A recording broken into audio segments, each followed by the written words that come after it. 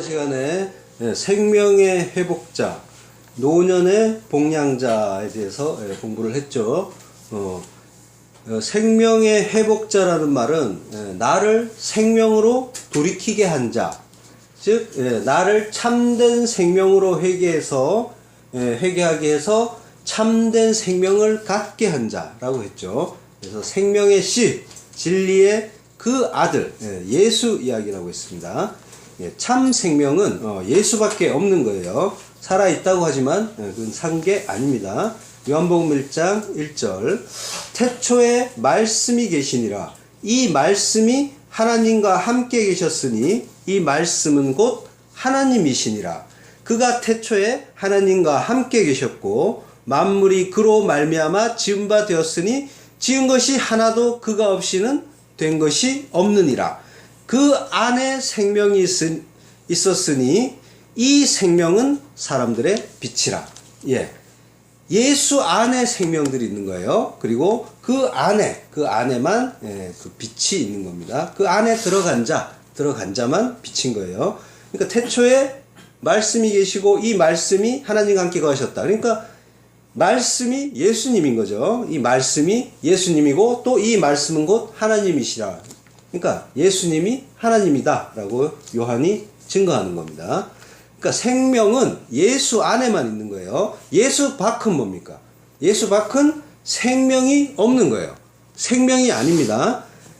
출애굽 때 이스라엘 백성들이 그 광야를 돌 때 그때 진박, 그 진박은 뭐예요? 광야죠. 광야입니다. 물 없는 광야. 그러니까 그 물이 없기 때문에 죽어야 하는 곳, 그러니까 생명이 없는 곳을 말하는 겁니다. 그러니까 살았다고 하지만 이 세상은 사실은 죽은 자들의 세상인 거예요. 거기에 하나님의 생기, 루아흐, 하나님의 영, 성령이 부어져야만 참 생명이 그 안에 들어가고 비로소 생명이 되는 겁니다. 그러니까 생명이 들어왔기 때문에 그 생명을 내가 갖고 있기 때문에 생명이라고 하는 거예요. 그때 살았다고 하는 겁니다. 그러니까 하나님과 관계없이 아무리 세상 사람의 그 기준으로 살아있다, 잘 산다 이렇게 아무리 주장을 해봐야 소용이 없는 거예요. 예수 그리스도의 영, 성령이 내 안에 들어와야만 그때 그거는 물론 이제 하나님이 은혜로 택하신 자에게 그 부어주시는 거죠. 그때만 생명이 되는 겁니다. 그 생명이신 예수 그리스도가 내 안에 들어올 때 그때만 생명인 거예요. 하나님의 은혜가 아니면 인간은 본다고 하지만 소경인 거고 살았다고 하지만 죽은 시체인 겁니다. 좀비라고 하죠. 그 상태로 뭐가 뭔지 모르고 열심히 그냥 돌아다니는 거예요. 아무 생각이 없어요. 그러다가 끝나는 겁니다. 이 좀비도 이 진리에서 나온 그런 그 존재고 물론 이제 실제 하는 건 아니지만 그러니까 살았다고 하지만 죽은 상태, 이걸 좀비라고 하는 거예요. 거기에서 그 개념이 나온 거예요. 그리고 식인종도 마찬가지죠. 예수님이 내 살을 먹으라, 생명의 양식이다 하니까 그 진리의 말씀을 오해해서 그 귀에 들린 대로 그거 먹으면 사나 보다 하면서 뜯어 먹는 거예요. 그 말씀의 오해와 그 왜곡인 겁니다. 자기 살겠다고 남 뜯어먹는 우리 이야기하는 거예요. 우리가 그 식인종이라는 거예요. 식인종 보면서 그거 보라는 거예요. 저 징그러운 놈들 이럴 게 아니라 그 예수의 그 말씀, 그 생명의 양식을 먹을 생각은 안 하고 다른 것만 열심히 먹으면서 남의 살 뜯어 먹으면서 남을 죽여가면서 내 유익 챙기는 그게 식인종의 상태라는 거예요. 그러니까 말씀을 제대로 못 보면 다 이 진리에서 떨어진 이런 상태가 되는 겁니다. 그들이 식인종이고 또 드라큘라 흡혈귀도 마찬가지죠.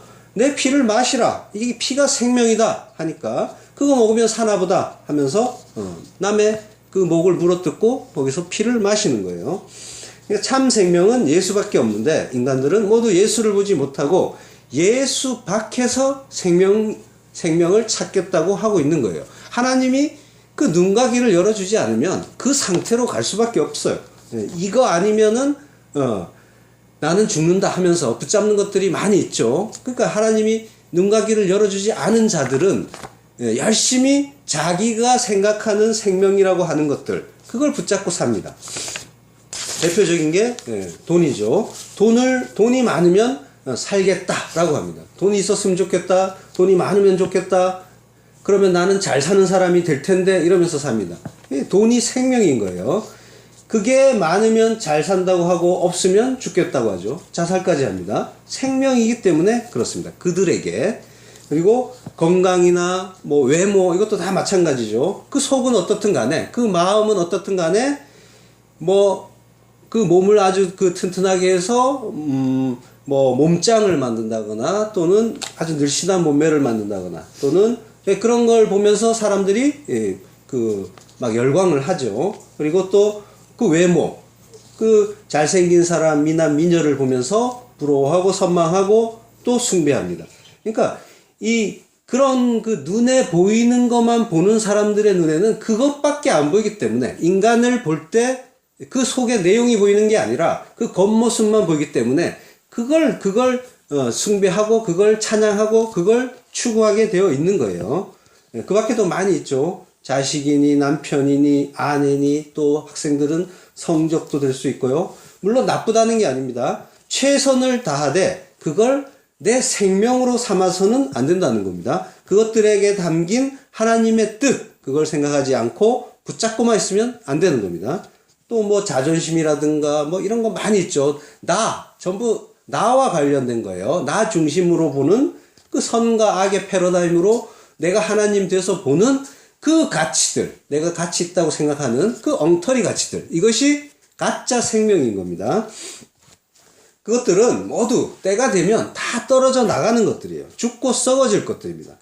그 안에서 하나님의 뜻 발견해야 하는 거예요. 그걸 발견하지 못하면 예수님이 이 독사의 자식들아 하는 그 야단을 그대로 맞는 거예요. 독사의 자식이라는 거는 사탄이라는 얘기예요. 마귀라는 거예요. 하나님의 뜻 모르고 인생 그냥 내가 좋아하는 것만 열심히 추구하면서 살다가 끝나면 그게 마귀 새끼 되는 거예요. 요한복음 12장 25절. 자기 생명을 사랑하는 자는 잃어버릴 것이요 이 세상에서 자기 생명을 미워하는 자는 영생하도록 보존하리라.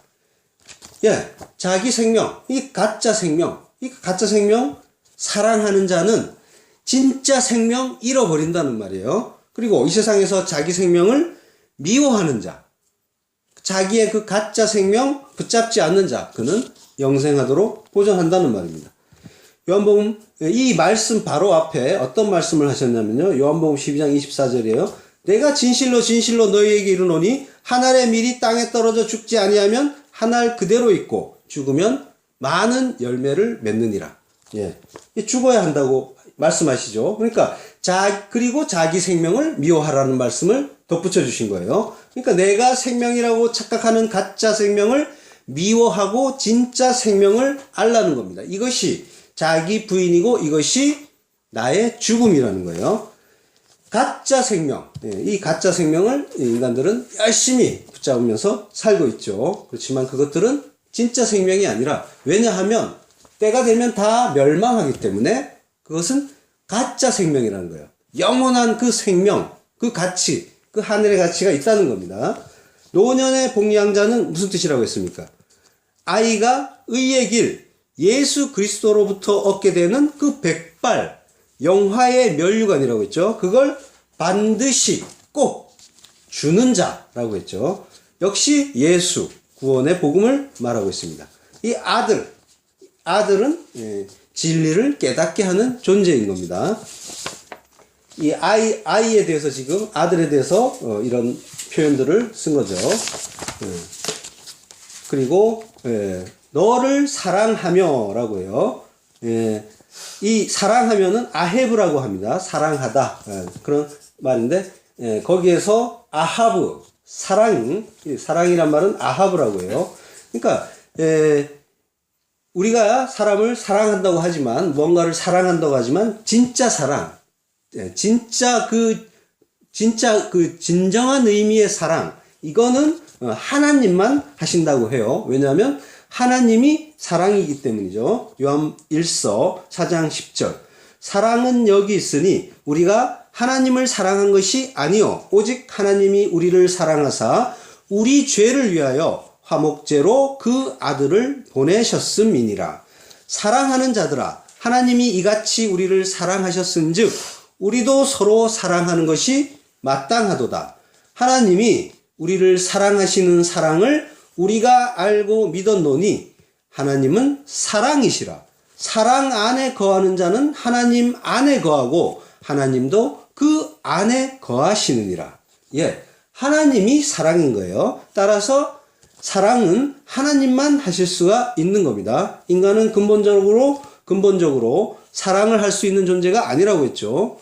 거래를 한다고 했습니다. 왜냐하면 인간은 모두 선악과를 먹었고 스스로 왕이 되고 그리고 하나님이 되었기 때문에 자기 중심적인 그 사랑, 자기 중심, 자기가 판단하는 가치에서 선악 체계에서 선이라고 생각하는 것들, 그 가치만 끌어안는다는 거예요. 그러니까 인간이 말하는 사랑이라는 건 다시 말하면 자기 사랑인 거예요. 예. 그 인간은 그 사랑이 아니라 거래만 한다고 했죠. 인간이 참된 의미의 그 사랑을 하려면은 그러면 어떻게 해야 되냐? 자기를 부인하고 죽여서 내 안에 하나님이 나를 통치하시는 방법밖에 없는 거예요. 하나님이 사랑이시니까 나를 죽이고 내가 부인될 때 하나님이 하시는 일, 내 안에서 하나님이 하시는 일, 그게 사랑인 거예요. 우리가 사랑할 수 없는 존재라는 건 성경에서 증거하고 있죠. 요한복음 21장 15절. 저희가 조반 먹은 후에 예수께서 시몬 베드로에게 이르시되 요한의 아들 시몬아 내가 이 사람들보다 나를 더 사랑하느냐 하시니 가로되 주여 그러하에다 내가 주를 사랑하는 줄 주께서 아시나이다. 가라사대 내 어린 양을 먹이라 하시고 또 두 번째 가라사대 하면서 또 물으시고 하는 장면이 나옵니다. 예, 고기를 펴놓고 들어보세요. 요한의 아들 시몬아 내가 이 사람들을 나보다 더 사랑하느냐 할 때 예, 우리의 말은 다 사랑이라고 나왔지만 원어로 보면 다 사랑이 아니에요. 자, 내가 나를 사랑하느냐 할 때 이 사랑은 아가파오라고 합니다. 아가파오, 사랑하다. 근데 이 아가파오에서 나온 명사가 아가페예요. 진짜 사랑. 자, 근데 그때 베드로가 뭐라고 대답합니까? 주여 그러하에다 내가 주를 사랑하는 줄 주께서 아시나이다. 하는데 이 베드로가 말하는 사랑은 아가파오가 아니라 필레오라고 합니다. 좋아하다. 그러니까 어떤 친구나 어떤 그런 그 우정 같은 그런 사랑, 그런 그 좋아하는 그런 걸 말하는 거예요. 그러니까 아가페의 그 순전한 의미의 그 사랑은 아닌 겁니다. 또 예수님이 그 뒤를 이어서 또 물으시죠. 요한의 아들 시몬아 내가 나를 사랑하느냐. 이때도 역시 아가파오라고 해요. 사랑하느냐. 그때 베드로가 뭐라 그래요? 내가 주를 사랑하는 줄 주께서 아시나이다. 이때도 역시 내가 주를 필레오 하는 줄 주께서 아십니다. 라고 베드로가 대답한단 말이에요. 그러니까 똑같은 사랑이 아닌 거예요. 하나님은 아가페를 물으시고, 베드로는 필레오를 이야기하고 있어요. 세 번째도 역시 요한의 아들 시몬아 내가 나를 사랑하느냐 할 때, 이때는 예수님이 필레오 하느냐라고 물으세요. 그러니까 내가 나를 아가페 할 수 없다는 거를 너도 알고 나도 아니까 그러면 너는 나를 이제 필레오 하느냐라고 물으시는 거예요. 그때 세 번째 사랑하느냐 물으시니까 베드로가 근심하여 가로되라고 해요. 근심한다는 말은 고통을 받는다는 얘기예요. 아주 괴롭다, 고통스럽다 이런 말이에요. 그러니까 주께서 내가 나를 이제는 필레오 하느냐라고 질문을 바꿔주시니까 그 자기의 어떤 그런 행적을 떠올리면서 주를 아가페 할 수 없는 자기를 돌아보면서 이 예수님께서 물어보시는 그 바뀐 질문, 그 필레오의 그 질문을 받으면서 고통스러워하는 겁니다. 그러면서 내가 주를 필레오 하는 줄 주께서 아시나이다. 이렇게 얘기하고 있는 거예요. 그러니까 여기서 그러니까 우리 말의 성경에서는 다 이제 사랑이라고 나왔지만 그 진짜 의미를 들어가면은 조금 내용이 다르다는 걸 알 수가 있어요. 예, 아가페의 그 사랑은 예수님께서 십자가에 달리면서 죽으시면서 하신 그 사랑이 아가페인 거예요. 사랑은 그겁니다. 그러니까 나를 죽여서 다른 이를 살리는 것, 그것만이 사랑이에요. 그 사랑을 인간은 할 수가 없습니다. 왜냐하면 자기를 사랑하는 존재이기 때문에, 자기만을 사랑하는 존재이기 때문에, 그러니까 하나님만 하실 수 있는 거예요. 진짜 그 사랑은. 그래서 하나님만 사랑인 겁니다. 그리고 인간은 사랑을 할 수가 없는 존재이기도 하고, 또 하나님을 역시 사랑할 수가 없죠. 반대로 하나님만 인간을 사랑하는 거예요. 그래서 내리사랑이라고 하는 겁니다. 그 내리사랑이 그 사랑을 모형하는 거예요. 자, 나는 그 사랑을 할 수 없는 존재라는 걸 우리는 베드로처럼 분명하게 처절하게 깨달아야 하는 겁니다. 그리고 진짜 사랑이신 하나님의 은혜가 부어지기를 간구해야 하는 거예요. 그러니까 내가 뭔가 잘했다고, 나에게서 뭐 사랑이 이렇게 배어나와서 흘러나와서 내가 봉사하고 헌신하고 구제했다라는 그 자랑을 할 수가 없는 거예요. 진짜 나에게서 사랑이 흘러나와서 그걸 했다면 그건 내가 한 것이 아니라 하나님이 한 거니까요. 그렇지만은 대부분은 그것조차도 없이 자기의 의로 하는 그 일을 하는 거죠. 그러면서 내가 사랑을 했다라고 착각을 하는 겁니다. 그러니까 진짜 사랑을 한 사람은 내가 아니라 하나님이 했다는 걸 알아요. 그래서 아무 말도 못 하는 겁니다. 아무 자랑도 할 수가 없는 거예요. 사랑을 하셔야 해요. 근데 사랑을 하시되 자랑하지 말고 진짜 사랑을 행했다면 대가를 바라지도 말아야 합니다. 나는 너를 위해 이렇게 애썼는데 너는 왜 나를 위해 그 정도도 못하느냐. 인간의 분쟁은 다들 이런 식입니다. 그 내용을 들여다보면은 왜 너는 나보다 나를 더 사랑하지 못하느냐 하는 그런 투정인 거예요. 자기 사랑의 투정인 겁니다. 애증이라고 하죠. 사랑과 미움이라고 하죠. 사랑하는 만큼 미움이 더 크다고 하죠. 근데 그 사랑은 뭐예요? 진짜 사랑이 아닌 거예요. 자기 사랑을 하고 있었던 거예요. 그래서 거기에 반비례해서 미움이 커진 겁니다. 그거는 아가페의 사랑이 아니라 자기 만족의 그 사랑을 했다는 게 되는 거예요. 아가페의 진짜 사랑이 아니라 자기 사랑에 의한 그 미움, 자기 사랑에 그 반비례하는 그 미움이 수시로 튀어나오는 자기를 돌아보면서 참 사랑이신 그 하나님을 구하셔야 하는 겁니다. 7 아들보다 귀한 자부가 낳은 자로다 라고 하죠.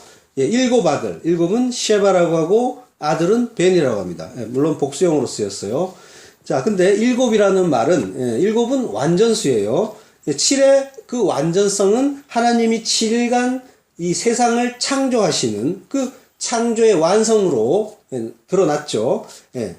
자, 근데 우리가 이제 창세기를 보면서, 창조 기사를 보면서, 아, 이게 사실일까? 아무도 본 사람이 없는데, 이걸 어떻게 믿을 수 있나? 이렇게 이제 생각하는 사람들도 있어요. 또, 어떤 사람은, 아, 세상이 이렇게 창조됐구나. 보지는 못했어도 나는 크리스찬이니까 믿어야지. 믿을 거야? 또는, 믿고야 말 거야. 이렇게 스스로에게 각오를, 다짐을 하는 그런 사람들도 있죠. 그 믿음을 향한 노력은 가상하지만, 우리는 모두 하나님의 그 말씀에서 그 구원의 복음을 발견해야 되는 거예요. 성경은 약속의 책입니다. 구약과 신약, 옛 약속과 새 약속. 그 천지를 창조하시는 하나님의 모든 말씀, 이것이 바로 구원의 약속인 거예요. 그 천지 창조 때 하신 그 7번의 그 말씀도 역시 7번의 약속인 겁니다. 하나하나가 구원의 약속이에요. 구원의 복음, 구원의 말씀인 거예요. 첫째 날에 빛이 있으라 하시죠. 하나님이 혼돈과 공호, 그 토후와 보후에 거기에, 토후라는 건 형태가 없다는 거고요. 보후는 공허하다, 텅 비었다, 내용도 없다는 겁니다. 아무것도 없는 그 흑암 속에, 그 흑암 속에서 하나님이 빛을 주시는 그런 장면이에요. 이거는 뭐예요? 우리 이야기 하는 거예요. 죽은 흙, 티끌, 마른 뼈, 아무것도 없는, 아무것도 생명의 어떤 그런 존재가 전혀 아닌 우리에게 하나님이 빛을 주셔서 구원하시겠다 하는 그 말씀이 빛이 있으라 그 말씀인 거예요. 그 빛이 어떻게 우리를 구원하죠? 요한복음 1장 9절 참 빛 곧 세상에 와서 각 사람에게 비치는 빛이 있었나니 그가 세상에 계셨음에 세상은 그로 말미암아 지은 바 되었을 때 세상이 그를 알지 못하였고 자기 땅에 오매 자기 백성이 영접지 아니하였으나 합니다. 참빛 곧 세상에 와서 사람에게 비치는 빛, 이 빛이에요. 창세기의 빛이 지금 요한복음의 이 빛인 거예요. 같은 빛이에요. 예. 예수님을 얘기하는 거예요. 근데 그 빛을 어둠은 알아볼 수가 없죠. 그래서 어떻게 합니까? 왜 나를 눈부시게 하느냐? 왜 나를 괴롭게 하느냐? 내가 지금 저 눈이 부셔가지고 지금 옆으로 눈이 부셔가지고 옆으로 이렇게 비스듬히 앉고 있는데 하여간 눈이 부셔요. 빛을 보면. 그래서 어떻게 해요? 때려 죽이는 겁니다. 어둠은 빛을 괴로워하게 되어 있어요. 예. 천국은 이 어둠이 없는 곳입니다. 그러니까 그러나 이 땅은 천국과 정반대의 모습으로 천국을 설명하고 있죠. 그래서 이 땅에서 빛은 어둠에게 맞아 죽게 되어 있는 거예요. 너희가 빛이다 라고 또 말씀하시죠. 그러니까 어떻게 해요? 그 빛은 어떻게 되는 거예요? 이 어둠인 세상에서 맞아 죽게 되어 있는 겁니다. 예수님이 그 빛이신 예수님이 십자가에 달려 죽으신 것처럼 그래서 이 땅에서 낮아진 자 그 자는 천국에서 큰 자가 되는 거예요. 그리고 땅에서 이 빛이었던 자는 그 어둠에 의해서 맞아 죽는 거고 그리고 다나토스의 죽음, 자기 부인의 죽음을 죽은 자는 천국에서 부활을 하는 겁니다. 물론 시간적으로 무슨 완전한 그 멸망 뒤에 그 부활도 있지만 여기에서 내가 죽고 천국으로 내가 죽으면 내 안에서 천국이 이루어지는 거예요. 하나님이 내 안에 들어오실 때 내가 부인되고 그 하나님을 깨닫고 하나님께 나의 모든 통치권을 내어드릴 때 그가 하나님의 나라 바실레이아가 되는 겁니다. 그때 그가 천국이 되었다고 하고 부활됐다라고 하는 거예요. 이렇게 이 천국과 이 땅은 정반대로 반대의 양상으로 운행되고 있는 거예요. 그래서 데칼코마니 같다고 했죠. 반으로 접으면 딱 맞게 정확하게 일치하는 거예요. 그래서 이 땅에서 낮아진 자 그가 천국에서 높다고 높임을 받는 겁니다. 일곱 세바라고 하고요. 그 세바는 그 약속이라는 말이 함께 들어있어요. 그래서 창세기 21장 22절 때에 아비멜렉과 그 군대 장관 비골이 아브라함에게 말하여 가로되 내가 무슨 일을 하든지 하나님이 너와 함께 계시도다. 두 사람이 거기서 서로 맹세하였으므로 그곳을 브엘세바라 이름하였더라. 예, 브엘세바. 브엘세바는 문자적으로 보면 일곱 우물이라는 뜻이에요. 그렇지만은 지금 내용이 뭐예요? 거기서 맹세하였으므로, 약속하였으므로 브엘세바라. 그러니까 맹세의 우물, 언약의 우물이라는 그런 뜻인 거예요. 그러니까 세바는 일곱이면서 약속을 뜻하는 거예요. 그러니까 하나님이 천지를 창조하실 때 7번 말씀하셨죠. 그것은 뭐예요? 하나하나가 약속인 거예요. 7번 약속하신 겁니다. 모두 구원의 그 약속을 하신 거예요.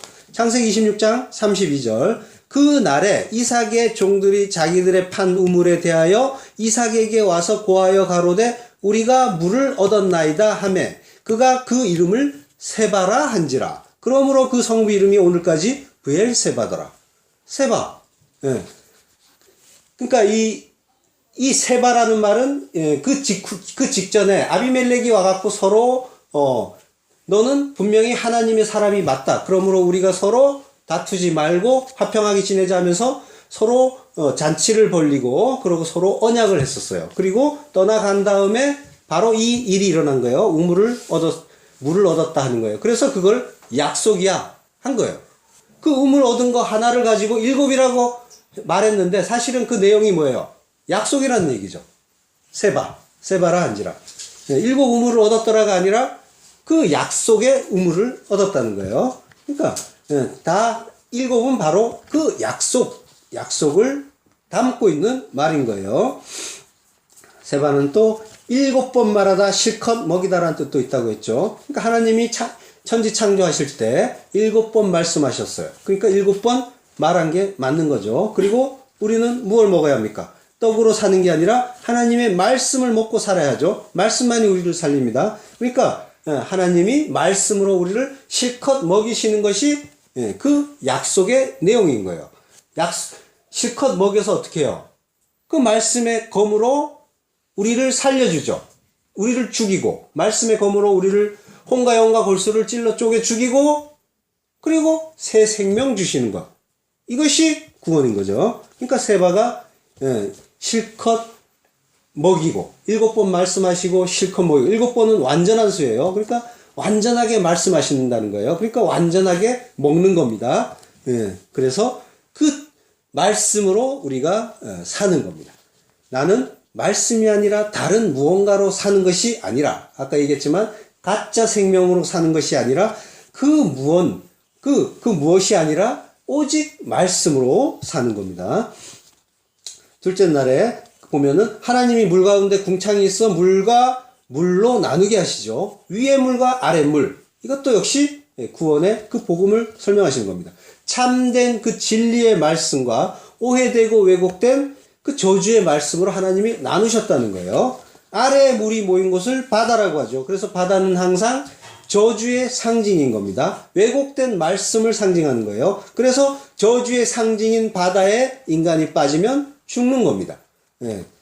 그리고 그 모습을 우리에게 또 보여주시죠. 여러 가지 사건으로. 그리고 어떻게 됩니까? 방주 안에 들어간 자만 산다 하는 거를 노아의 홍수 때 보여주셨죠. 그러니까 방주, 예수 그리스도 안에 들어간 자, 그만 사는 겁니다. 하늘에서 내려오는 물, 그걸 비라고 하죠. 그래서 비는 항상 은혜의 비라고 하는 겁니다. 그리고 위의 물과 아래의 물이 섞이면 진짜 진리가 거짓 진리, 본다고 하지만 그 소경이고 살았다고 하지만 죽은 이 땅에 내려오면 어떻게 됩니까? 그것이 심판이죠. 심판은 뭐예요? 진짜가 와서 가짜를 가짜로 드러나게 하고, 그게 심판이죠. 경기에서 이 양편을 이렇게 판정하는 그 심판 생각하면 돼요. 심판 자체가 곧 멸망은 아닌 건데, 젖지를 하는 건데, 판단하는 건데, 그걸 가지고 심판이다 이러면은 죄인들은 그 판정을 받고 나면은 멸망이니까 그것이 곧 멸망의 의미로 다가오는 거예요. 어쨌든 간에 그게 심판이 위에 물이 내려오니까 심판이 됐죠. 그래서 가짜들은 다 물에 빠져 죽었죠. 그게 홍수 심판인 겁니다. 셋째 날도 마찬가지예요. 물과 땅이 구분되죠. 그러니까 다 구원의 복음 얘기하는 거예요. 저주의 바다에 물이 없는 마른 땅, 약속의 땅인 거예요. 그 약속의 땅이 드러나는 겁니다. 그 구원 얘기하는 거예요. 약속의 땅은 뭡니까?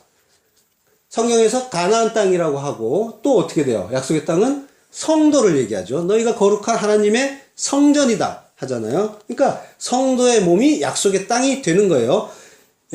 그 오순절의 그 성령 강림 사건 이후로 모든 사람들이 다 약속의 땅이 되는 거예요. 예수님이 십자가에서 몸을 찢으면서 죽으시고 그 휘장이 찢어지고 지성소가 열리고 그 하나님의 나라가 택한 백성에게 직접 내려오는 거예요. 들어오는 겁니다. 온통 저주받은 그 왜곡된 진리만이 흘러넘치는 이 저주의 바다에 하나님이 은혜로 약속의 땅, 구원의 땅을 만드신 겁니다. 그게 성도의 몸이에요. 그게 하나님 나라입니다. 그래서 새 하늘 새 땅에는 바다가 다시 있지 않을 거다라고 말씀하시는 거죠. 출애굽 때 그 가나안이 약속의 땅으로 나오고요. 그건 진짜 약속의 땅인 성도를 모형하는 거라고 했죠. 이런 식으로 세바, 일곱, 이것은 하나님의 언약, 구원의 약속을 담고 있는 말입니다. 그래서 7은 약속을 담고 있는 말이고, 여섯째 날에 천지와 만물이 다 이루어지고, 일곱째 날에 안식하는 겁니다. 창세기 2장 2절. 하나님의 지으시던 일이 일곱째 날이 이를 때 마치니, 완전하게 완성이 됐다는 거죠. 그 지으시는 일이 다함으로 일곱째 날에 안식하시니라. 그래서 일곱 세바에는 다 다 이루었다는 그 완성, 테텔레스타이, 예수님이 십자가에서 마지막으로 말씀하신 다 이루었다, 테텔레스타이, 이 완전의 의미가 들어있는 거예요. 그리고 안식하신다는 말은 또 샤바트라고 하죠. 끝이다, 중지하다, 쉬다 라고 하고요. 그 안식일을 삽바트라고 해요. 그러니까 다 이 쉐바, 7에서 나온 말인 거죠. 일곱째 날에 이루어진 일이 안식이고 그날을 기념하는 게 안식일이니까 다 일곱과 관련 있는 거예요. 일곱은 약속이라고 했죠. 그러니까 언약, 그 약속, 그리고 안식, 이 모든 것이 다 이 세바, 7과 다 연결되는 말인 거예요. 택한 백성이 하나님의 안식에 참여하는 것, 이것이 구원이죠. 그리고 이것이 하나님의 약속, 세바인 거예요. 다 그 얘기하는 거예요. 이스라엘 사람들은 그래서 세바, 일곱 하는 그 말을 들으면 곧장 뭘 떠올려요? 약속, 하나님의 약속, 언약, 그리고 안식, 이걸 떠올리는 거예요. 그것과 연결되는 말인 거예요. 그러면 일곱 아들이라는 말은 뭡니까? 1차적으로는 룻이 매우 귀한 그런 며느리라는 말이죠. 그 지독한 그 남성 우월주의 사회에서 남자 7보다 나은 여자라는 말은 굉장한 그 칭찬의 말인 거죠. 그리고 이 7은 또 완전수라고 했으니까 모든 남자보다 낫다라는 그런 의미도 되죠.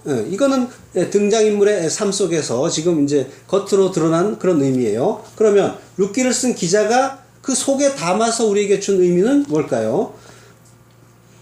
우리가 지금까지 공부한 것처럼 언약, 약속, 이걸 이 말이 7에 들어있으니까 일곱 아들이라는 거는 약속의 아들, 언약의 아들이라는 거죠.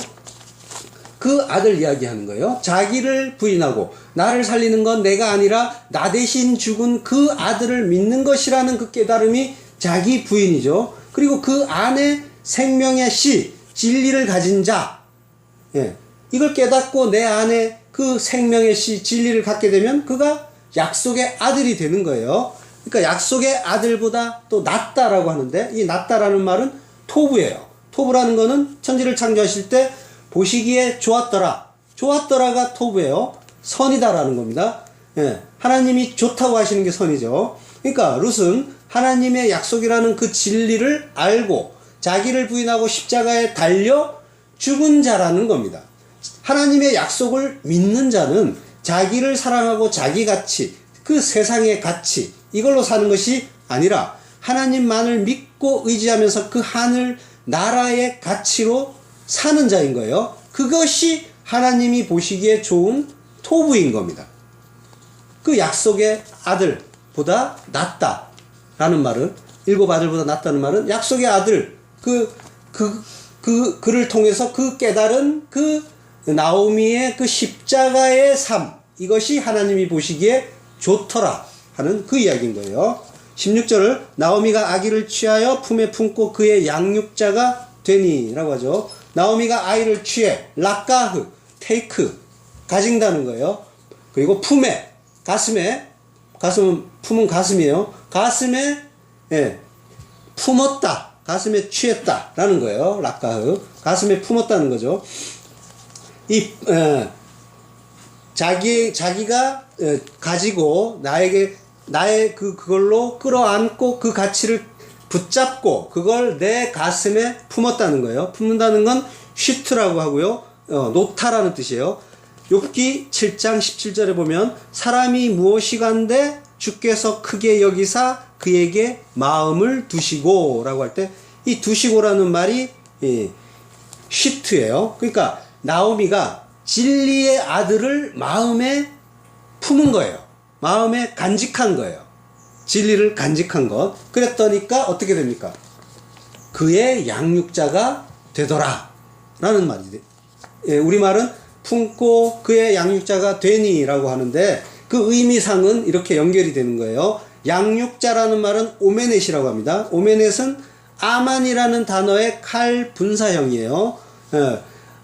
아만이라는 말에서 아멘이 나왔어요. 아만이라는 말에서 아멘. 진실로 확실히 그러하다라는. 자, 근데 이 아만이라는 동사는 그런데, 예, 이 아만이라는 말은 기르다라는 뜻도 있어요. 그러니까, 예, 오메넷이 양육자다라는 말은 맞아요. 근데 또 어떤 뜻이 있냐면, 아만이 신실하다, 충실하다, 믿다라는 뜻이 또 있어요. 그러면 뭐예요? 오메넷은 어떤 사람도 된다고 해석할 수 있죠? 믿는 자. 그죠? 오메넷은 믿는 자라는 뜻이 있어요. 그러니까 이 루키 기자가 하고 싶은 말은 바로 이거예요. 나오미가 그 진리의 아들을 깨닫고 자기 마음에 품었더니 그를 믿는 자가 되더라. 예수 믿는 자가 되더라. 그 얘기하는 거예요.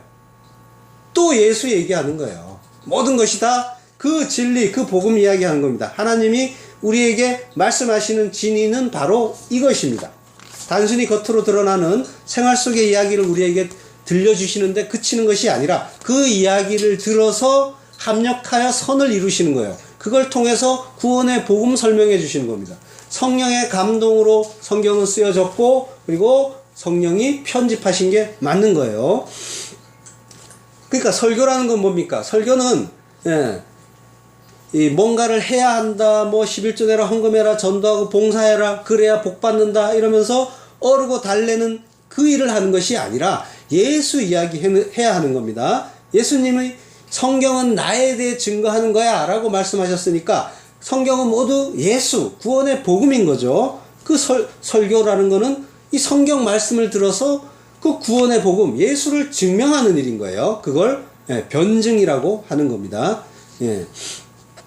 자, 이렇게 모든 말씀은 예수로 결론이 나게 되어 있어요. 결론이 나야 그게 올바른 설교인 겁니다. 여러분은 이 설교자가 예수로 결론을 내는가 안 내는가 이걸 잘 귀담아 들으셔야 돼요. 이걸 예수 이야기하면서 인간의 행위를 강조하고 있다면 그건 잘못된 설교인 거예요. 뭔가를 해야 복 주고 뭔가를 해야 구원받고 이것이 아닙니다. 하나님이 전적인 은혜로 택한 자에게 성령을 부으시고 그 성령을 받은 자가 하나님에게 끌려가는 거예요. 그 끌려가는 걸 아고라고 해요. 하나님에게 붙잡혀서 원치 않는 곳으로 띄우고 끌려간다 그러죠. 베드로에게 말씀하시잖아요. 그 끌려가는 걸 아고라고 해요. 그 괴롭지만 근데 그거를 그 인생 자체 하나님이 끌고 가신다는 걸 그 선한 곳으로 가신다는 걸 믿기 때문에 그냥 그거를 감사히 받으면서 끌려가는 거예요. 그걸 인내라고 해요. 인내, 히포모네, 인내라고 합니다. 그러니까 인생 자체, 살아있는 것 자체가 아고고 인내의 삶인 거예요. 성도는 하나님께 감사하면서 하나님의 그 구원의 복음 붙잡고 그 셰바 붙잡고 끌려가는 그 삶 자체가 그 안에서 내가 뭔가를 해야 되는데 내 자존심 세워야 되는데 이런 거 하는 게 아니라 그 하나님이 다 하시는구나. 나는 그 하나님 그 말씀 예수 그리스도 십자가 붙잡아야 되겠구나. 이것만 깨닫고 그걸로만 사는 겁니다. 다른 거 하는 것이 아니라 이 인생 속에서 그 예수 그리스도와 그 십자가의 필연성을 깨닫는 거예요. 인생은 그걸 깨닫는 자는 열심히 뭔가를 하게 돼 있어요. 하나님이 끌고 가시니까 모든 일을 죽게 하듯이 열심히 하게 돼 있어요. 자기를 위해서가 아니라 하나님이 하시는 그 일을. 성경은 다 그 말씀인 거예요. 하나님이 처음부터 끝까지 구원의 그 말씀을 우리에게 실컷 먹여주시고 있는 게 성경이에요. 또한 하나님이 구원의 약속을 홀로 세우시고 홀로 이루어 가시는데 우리는 보탤 게 아무것도 없다 하는 것도 역시 계속 보여주세요. 그러면 어떻게 해야 합니까? 잘난 척 그만하고 하나님 앞에 엎드리고 그 은혜 찬양해야 하는 겁니다. 그게 복인 거예요. 찬양하고 무릎 꿇고 하나님만 찬양하는 거. 택하신 자만 그 일을 할 수가 있어요. 나를 위한 그 나를 만족시키는 그걸 위해서만 인생을 사는 것이 아니라 하나님이 뭘 기뻐하시는가? 하나님이 지금 나에게 원하시는 게 뭔가? 이거 귀 기울이면서 하나님의 그 뜻 받으면서 하나님과 함께 가는 겁니다. 통치 받으면서 동행하는 거예요. 그걸 에이레네, 평화, 화평이라고 해요. 그게 천국인 겁니다. 천국이 다른 게 아니라 내가 원하는 거 다 이루어지는 거 그게 그게 천국일 것 같죠? 절대로 아닙니다. 그거는 마귀의 세상인 거예요. 불평불만 그만하고 자기를 높여야 직성이 풀리는 그 마귀짓 그거 그만하고 하나님 앞에 겸손하게 무릎을 꿇어야 하는 겁니다. 말씀이 모두 예수로 결론이 난다는 건 이런 뜻이 담겨 있는 거예요. 너희들이 하는 거 아무것도 없다. 겸손하게 무릎 꿇고 하나님만 찬양하라. 이 뜻이 담겨 있는 거예요. 모든 게 예수를 결론이 난다는 건 내가 아니라는 거예요.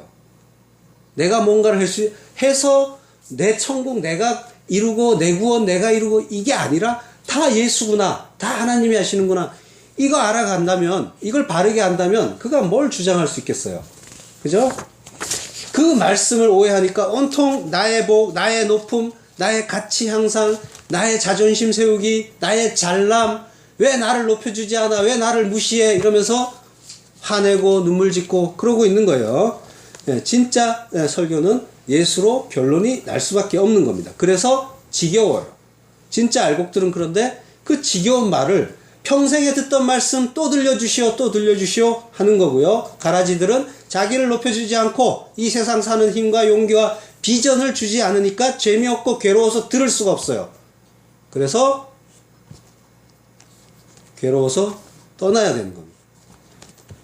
자, 그래서 그 오병이어 칠병이어로 예수님이 기적을 일으켜 수만 명을 먹일 때 구름처럼 많은 자들이 예수님을 쫓아옵니다. 왕이 되달라고 해요.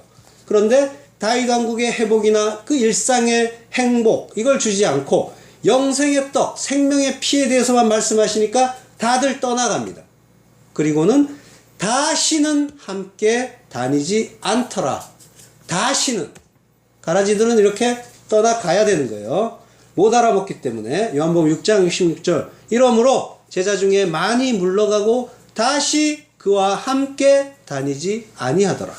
예, 물러간다는 건 오피소라고 하고요. 오피소. 뒤로 돌이키는 걸 뜻해요. 뒤로 돌이키는 거. 예수님 따라오다가 뒤로 돌아가는 거예요. 떠나온 곳으로 되돌아가는 겁니다. 이미 버렸던 그 사고방식과 생활방식으로 되돌아가는 거예요. 그걸 오피소라고 해요. 이거는 회개의 반대말이겠죠. 이런 사람들 많죠. 그러니까 뭐예요? 진짜 하나님의 영이 가입되지 않았는데 뭔가 자기 열심으로 또는 사람들의 칭찬으로 열심을 부렸던 거예요.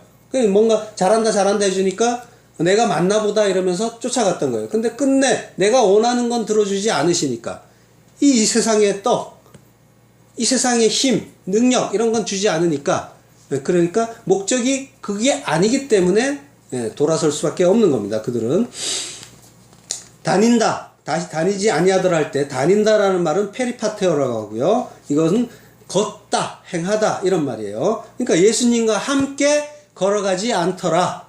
예수라는 그 길, 예수만 길이고 진리고 생명인데 예수라는 그 길로 더 이상 함께 가지 못하더라. 예수라는 그 길로 가야 생명인데 그 길은 너무 힘들고 협착하고 재미없고 맛이 없어서 무교병이니까 누룩을 넣지 않아서 맛대가리가 없으니까 무슨 설교가 재미가 없으니까 재미는 예화도 안 들려주고 맨날 죽으러가만 하고 그러니까 무교병이에요. 그러니까 맛대가리가 없는 거야. 멋대가리가 없고 인생 자체도 무교병인데 그걸 모르니까 그래서 떠나가야 되는 겁니다. 어떤 설교를 들어야 하는지 설교를 또 어떻게 들어야 하는지 이해가 되시죠? 지금 이 설교가 좋은 설교다 뭐 이렇게 얘기하는 건 아니에요. 올바른 설교는 예수로 결론이 나야 하고 또 여러분은 설교자가 그 예수를 전하고 있는지를 잘 듣고 상고를 하셔야 한다는 거예요. 설교자가 다른 이야기를 하면 여러분은 이렇게 외쳐야 합니다. 선생이여 우리가 예수를 배웠고자 하나이다. 딴소리 그만하고 예수 이야기 해라 라고 해야 하는 거예요. 그것만이 생명인데 왜 엉뚱한 말로 나를 사망으로 끌고 가려 하는가 라고 외쳐야 하는 겁니다. 이 생명이 어떤 의미인지 아는 자들만 이 얘기를 할 거예요. 그걸 모르는 자는 자기를 위로하고 자기를 즐겁게 하는 그 말이 즐겁기 때문에 기쁘기 때문에 그리로 가고 거기에 앉아서 만족을 할 수밖에 없는 겁니다. 자, 나오미는 이제 진리의 아들을 가슴에 품고 그를 믿는 자, 예수 믿는 자가 됐습니다. 나오미는 한때 자기를 나오미라고 부르지 말고 마라라고 부르라고 했던 사람이죠. 룻기 1장 20절. 나오미가 그들에게 이르되 나를 나오미라 칭하지 말고 마라라 칭하라. 이는 전능자가 나를 심히 괴롭게 하셨음이니라. 예. 그러니까 하나님을 잘 모르고 하나님을 오해했기 때문에 나오미는 하나님을 원망했습니다. 그때 나오미란 말은 나의 기쁨이란 뜻이에요. 그래서 나를 나오미라 부르지 말고 마라, 쓰디씀, 괴로움, 그 마라라고 부르라고 했던 겁니다. 나오미 역시 우리에게 하는 거예요. 우리 성도의 모습입니다. 성경의 모든 인물들은 나로 대입해서 보시면 됩니다. 거기에서 우리가 악당이라고 생각하는 자들일수록 우리와 가까워요.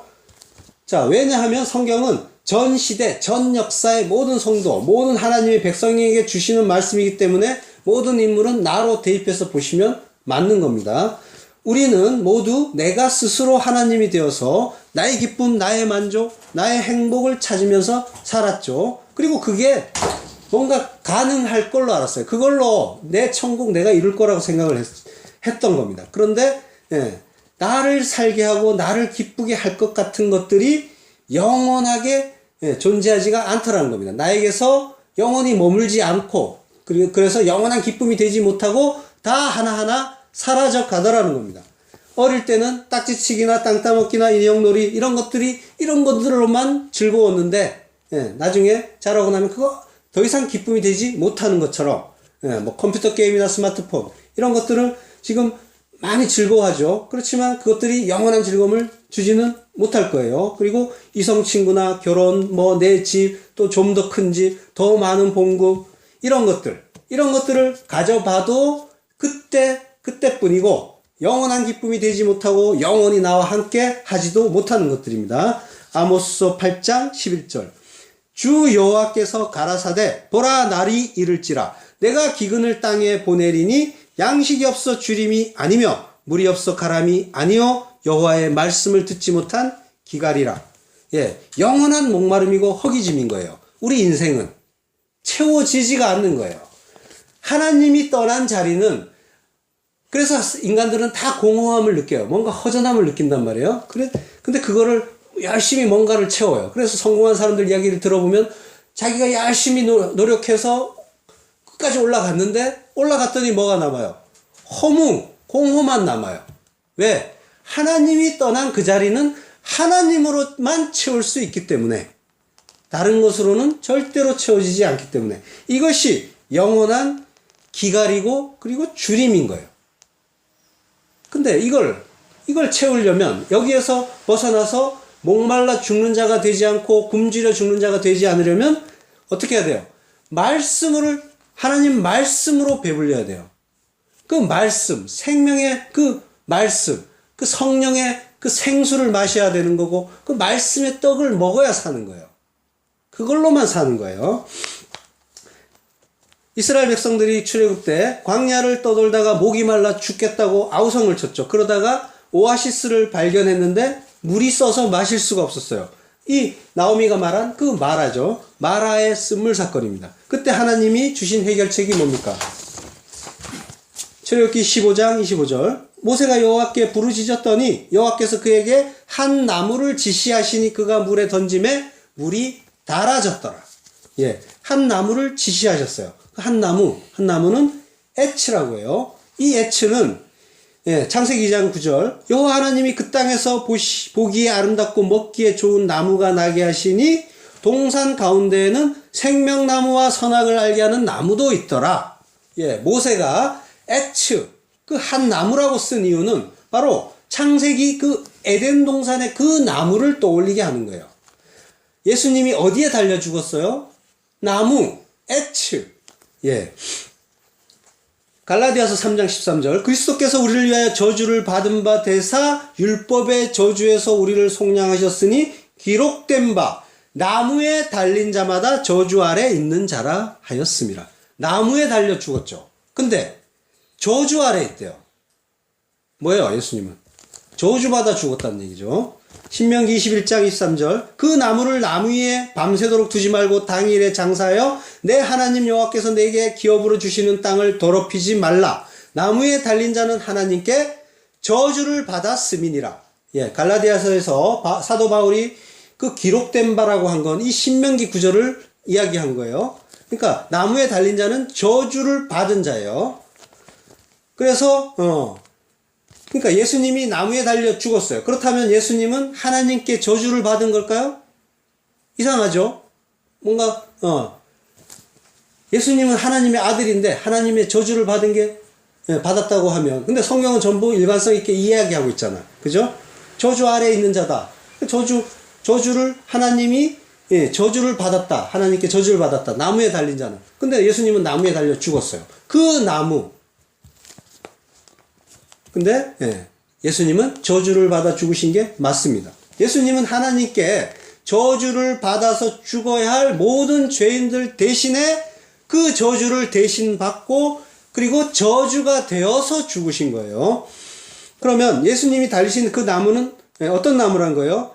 에덴 동산에 섰던 그 선악과 나무를 가리키는 거예요. 모든 걸 하나님의 은혜, 하나님의 선물, 그거 하나로 보지 못하고 모든 걸 선악으로 나누어 보던 그 인본주의, 율법주의, 그 제사장, 그 성전의 그 서기관들, 그들에게 죽은 겁니다. 그 성경을 믿고 하나님을 믿고 하나님께 제사를 드린다고 하는 이스라엘 백성들, 그 자기 백성들에게 죽은 거예요.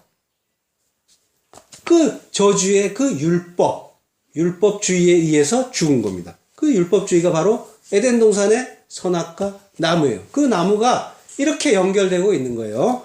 하나님이 그 마라의 쓴물에 뭘 던지라고요? 나무를 던지라고 했죠. 에츠. 그 나무를 던졌더니 물이 달아졌어요.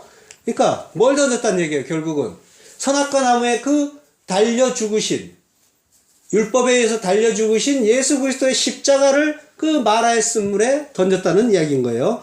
그러니까 우리의 인생이 모두 나오미처럼 그 마라의 쓴물 같은 인생이었는데, 그 인생의 한 나무, 십자가가 던져지니까 목이 말라 죽어가던 자들이 되살아나는 거예요.